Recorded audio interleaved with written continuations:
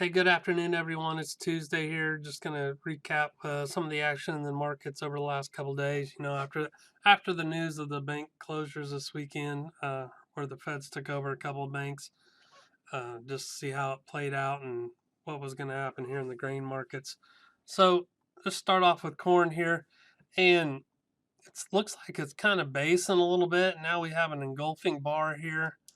This body's engulfing this one and pretty much engulfing that one after a reversal on Friday. So I would expect to see some follow through with this. It looked like it was going to go lower on the overnight and early this morning, but then it reversed and went back to took out yesterday's highs. So I'd really expect to see a little more follow through to this, and just looking forward, we maybe into the 630, 635 range if it breaks through there up into this range, and for us as a spec, we're gonna probably sell any type of reversal action up in here as a spec. So uh, just keep your eye on that. We'll keep you guys updated. There was a big, large corn sale of 612,000 metric tons of corn to China this morning that was announced. So uh, we've kind of been hearing rumors about that, but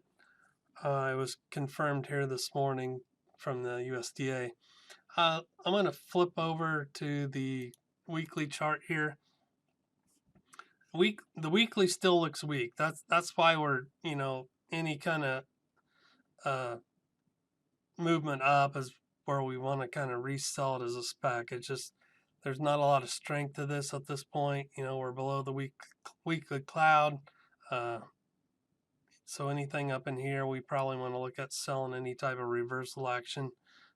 We'll see how that works out.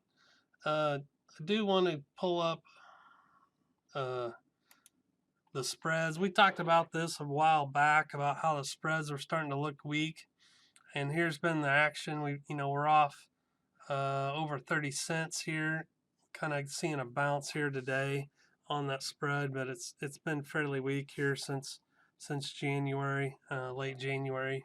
So I still keep an eye on this. If it tends to start going back up, we may have to rethink what our plan is for that. But I really think that spread's just kind of going to slowly trickle away from us if we get the large safrinha crop planted and our crop that, if, depending on our acres, we get planted here.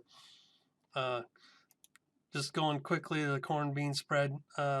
Beans were kind of out of whack from corn for a long time last year, and it looks like they've got that spread back to 2.4, which is kind of your normal spread between corn price versus bean price in the new crop era. So I would expect it to kind of stay there. So maybe these markets, instead of one going way down and one going up or staying flat, these all start moving in one direction at some point. So I would keep an eye on that. If we start seeing everything go up, then we'll have to reevaluate. Or if they start tanking, uh, I assume they'll keep the spread kind of normal at this point.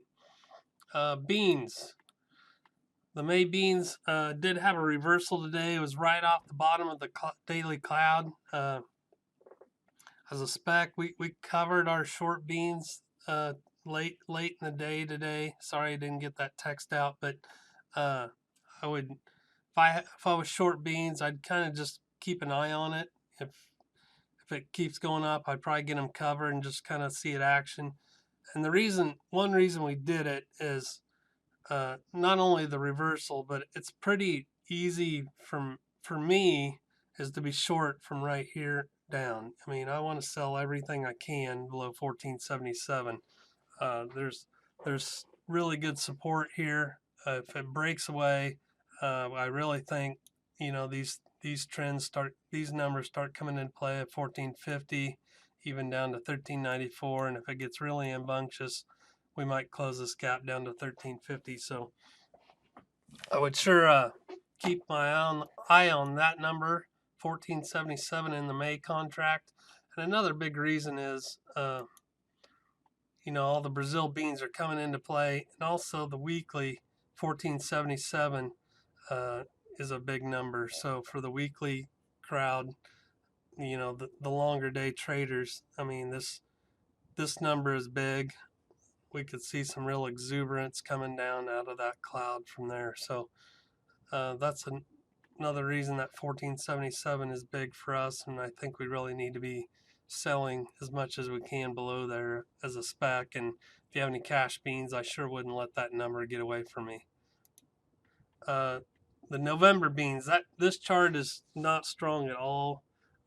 Did kind of hold this support over here a little bit, kind of close back above this over here. Um, Obviously, if May beans goes up, this may get a little strength or stay pretty flat. But again, new crop beans below 1330 is not a good situation on this chart. It's not, if you think you missed it and you're scared to put on a hedge, it's never too late to put on a hedge. I really think you ought to be sold, or if you haven't done anything yet, get hedged below 1330. Moving on to wheat, I'm just going to go ahead and pull up the July contract. Just kind of, I think that's what everybody's worried about around here, at least. We have seen some strength off the bottom that happened on, Friday and last Thursday. So I would expect to see some more strength out of these. We took that big day out last Thursday and kind of messed around. Now we've got more strength today. So I'd assume especially in July contract of 8, probably test 814 tomorrow. Could even get exuberant and start bouncing up into here. Now again, as far as if you don't have any wheat sales on, I think you've got to sell any weakness that comes under this cloud. Uh, if you don't have any on at all. If you need more sales on, I think this is a good idea just to kind of keep a watch on. If it gets up into here and you start seeing weakness, I think you need to put some sales on if you don't. So just thought I'd mention that. If you guys have any questions, don't hesitate to reach out. And one thing to back this up is this weekly chart is not good at all at this point. We've had a big sell-off, obviously, from the highs last year, but you really want to watch this. If it keeps going lower, it's just going to keep breaking down even worse. They did extend the grain corridor for Ukraine for another 60 days to keep those talks alive and see how that plays out. That's about all I have for you today. If you have any questions, don't hesitate to reach out. We're always here to help, and always trade in light of your financial conditions. There's significant risk in trading in futures and options, and don't trade more than you can lose. So that's all I have for you today. And again, please reach out if you have any questions. Thanks.